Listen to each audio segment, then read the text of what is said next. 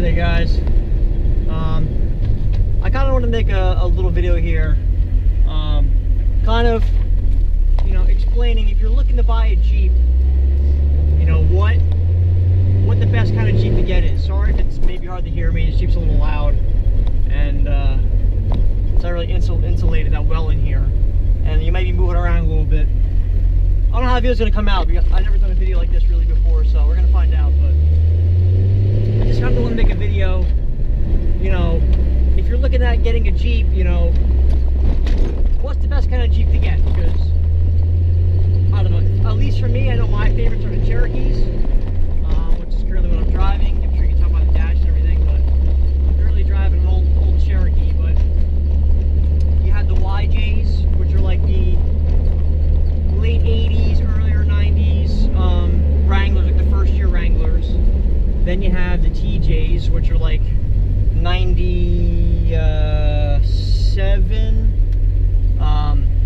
97 was the first year of the TJ style Wrangler, which in my opinion, when it comes to the Wranglers, are the best ones. But then you also have, you know, JKs, which are like the newest Wranglers. For, I think they had those for like 10 years. They came out in like 06 or 7, I think. And you know, now they had the JLs out, which came out I think last year, or the year before. I think they came out 2018, so they came out this year. So there's a lot of Jeeps you can get. Now, if you're looking for just a straight, most budget Jeep you could possibly get, the cheapest buy, a Cherokee, without a doubt, is going to be the cheapest Jeep. They made almost 3 million of them, made a whole bunch. You know, they're not as desirable as, let's say, the Wranglers. You know, mainly because you can't take the roof off. You know, you can't put the windows down, or the front windshield down. You know, there's things about the Cherokee you can't do with the Wrangler, which kind of makes them more desirable. So if you're looking for just the absolute cheapest build you could possibly get, you know, if you want to lift it, put some money into it, you know, the Cherokees are in the long run going to be the absolute cheapest. They're just, well, not even the long run, the short run and the long run, the Cherokees will like always be the cheapest. Now, if you want to get an older style Wrangler, but say you know you got like $15,000 to spend, okay? You can either get, for 15 grand, you got to buy a cheap Cherokee and put a bunch of money into it, make it really capable. Or 15,000, you could buy yourself kind of a beat up Wrangler TJ, which has some lift, maybe some higher miles, a little beat up, maybe a little bit of rust on it for, you know, 15,000. You have a pretty solid rig for that price. Probably had locker, stuff like that. But if you want a Wrangler or something cheap, the YJ is going to be your cheapest choice. I mean, I'd say the YJs are almost on par with the Cherokees. They're still a little bit more expensive, but in my opinion, I feel like the Cherokees are better off-road. The problem with the YJs is they have leaf springs all the way around the whole car. As with the Cherokees, you have a leaf spring in the rear and coils up front. That, in my opinion, is the best setup. It gives you good flex up front, which is what you want. You want it to flex. And then in the rear, you have good stability. So when you're flexing, it helps keeps the vehicle nice and stable. The TJs have coils all the way around the vehicle, which is great for flexing. It can be really good for off-roading. But there's certain situations where the TJ, you know, the TJ feels kind of wonky. You know, you don't really feel real stable. So I don't know. When it comes to those, I think the XJ is definitely the best balance of off-road capability, on-road as well. They ride smoother than a TJ. Definitely a YJ. YJs handle like you're in a dumpster with wheels. I mean, they bounce everywhere. Not terrible, but what you would expect from a Jeep. Now, if you have a big budget to spend, like if you're looking to spend $30,000, $40,000, $50,000, I don't want to say it would be worth it even buying a new Jeep.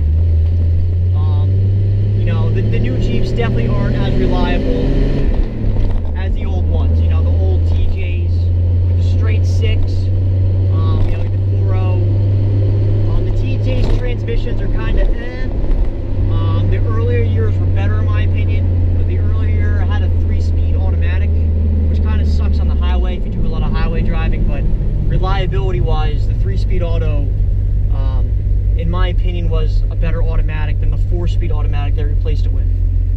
The 32RH or something, I forget what it's called. So if you're going to end up getting a TJ, the earlier model TJ is a little bit better, at least in my opinion. The transmissions, if you want a manual, Cherokees for most of the years had the same manual transmission. The AX15, except for the last 2 years, they put a NV3500. I forget the name of the transmission that they used in the later model years. It's only for like 2 years. They're pretty rare, so most likely you're not going to come across one of those. But it's a decent transmission. But for the TJs, the earlier model TJs had the AX15 transmission, which is pretty good. The later model ones, they ended up using some other manual transmission. I think the NV3500. And then they ended up going to a 6-speed manual, which is good if you want a 6-speed. But the problem is with those is it's I don't know, it's a transmission through Mercedes-Benz. You know, it's a Mercedes-Benz transmission. So when things go wrong in that, you're talking bucks to fix. And that's a transmission that they used, I know through the JKs. I don't know if the JLs are still using the same manual transmission. I think they are. I think it's still the same 6-speed manual.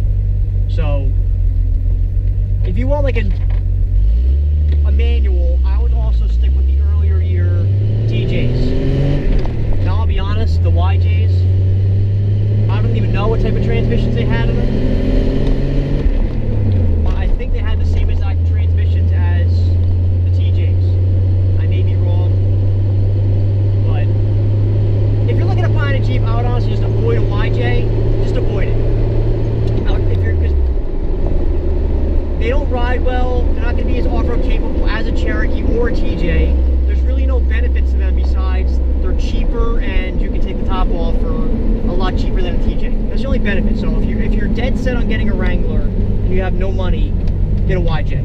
If you have some type of money to play around with, just don't even get a YJ. I just don't even think they're worth it. Now back onto the new ones. You know, if you have $40,000 spent on a brand new car, you gotta figure out if you want something more luxurious. You know, if you want to have, you know, park assist, and if you want to have all the features that new cars have, and spend all the extra money for that. Because in a lot of situations, if you put just a little bit of money into a Cherokee, it can honestly be just as capable as a brand new Wrangler. I mean, there are situations where I will say a Wrangler probably is more capable, but you know, there's also situations where I can say you know, a Cherokee is more capable than a brand new Wrangler. So there's a lot of different scenarios and stuff that would make, you know, one vehicle better than the other in certain scenarios. But you know, the new JKs and especially now the JLs, you know, you're paying a lot of money for a product that's not as reliable, not as proven in my opinion, and costs a lot more. The aftermarket support is high for all of them, whether you get a TJ, an XJ, or a, you know, JK. They all have very good aftermarket support. I say out of all three of those, I'd say the TJ is probably the least amount. I think Cherokees have a little bit more aftermarket, and the JKs probably had the most aftermarket. There's a ton of XJ stuff. I mean, ton of JK stuff out there.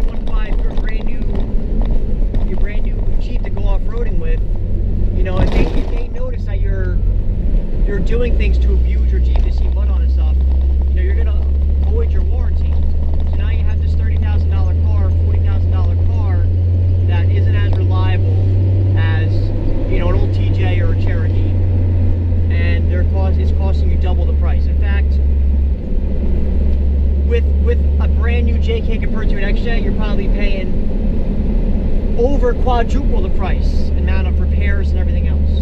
I mean, they just don't last as well. I mean, that's just facts, guys. If you look up videos of Cherokees versus, you know, brand new Wranglers, you know, I don't know. I feel like the Cherokees are holding up a lot better than the brand new Wranglers are. You know, price and reliability isn't exactly the best. So, if money is no issue, this is really what it comes down to. If you're really on a budget and you want a good off-roader, Cherokee, hands down, is the best way to go. If you have a $15,000 budget, you really can't go wrong with a TJ or an XJ. It kind of depends on how much money you want to spend in mods, how capable you want it to be off-road. If you don't want some super capable off-road vehicle, you know, you just want something you can have fun in, well, a TJ may end up being your best bet. I guess a YJ too, but I wouldn't get a YJ. But if you want something that's going to be really off-road capable, the best bang for your buck, Cherokee's going to be your best way to go. Now, if you also want to drop a ton of money into something, like if you just, money's not an issue, you want to just spend whatever you got, you know, I'd say go ahead and get yourself a brand new JL.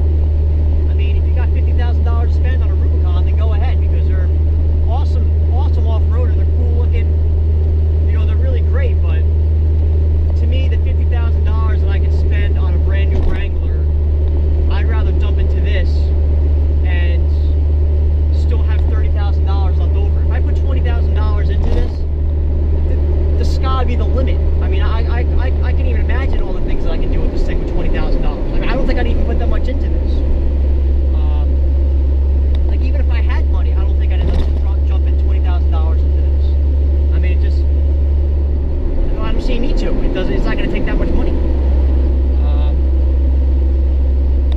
I don't know. Let me know what you guys think. I know a lot of times, like the older Cherokees and older Jeeps, you know, they start getting electrical issues, and you know, AC doesn't work and the heat's messed up or whatever. So there's going to be a lot of issues, a lot of aggravation dealing with an older car compared to a brand new one. But if you're willing to deal with the shortcomings and fix those issues, I just feel an older Jeep is definitely the way to go. If you want something comfortable, you don't want to deal with issues, you just want, you know, I don't want to say plug and play, but you just want to hop in the car, drive and go, then, you know, a newer Jeep may end up being your best bet. Except for when things break, then they're going to get expensive.